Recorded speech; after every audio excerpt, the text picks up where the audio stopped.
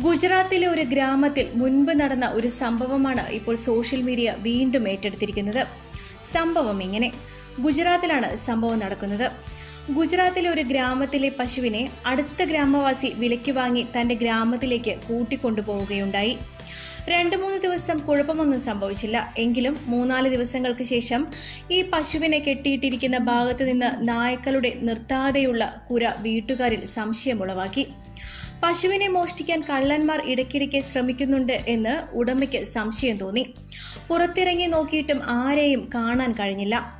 എല്ലാ ദിവസവും നായയുടെ കുരകേട്ട് സഹികെട്ട വീട്ടുടമ CCTV ക്യാമറ സ്ഥാപിച്ചു. പിറ്റേ ദിവസം CCTV ദൃശ്യങ്ങൾ പരിശോധിച്ച വീട്ടുടമയും പരിസരവാസികളും ഭയന്നു വിറച്ചു.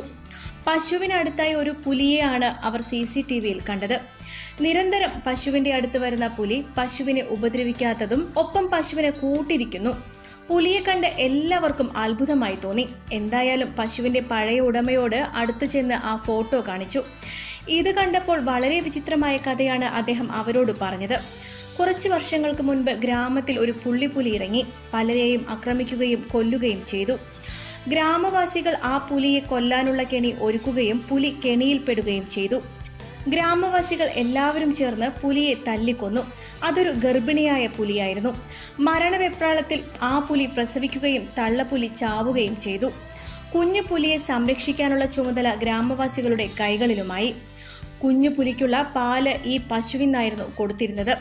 ദിവസങ്ങൾ കഴിഞ്ഞപ്പോൾ കുഞ്ഞുപുലി പശുവിന്റെ പാല് നേരിട്ട് കുടിക്കാൻ തുടങ്ങി.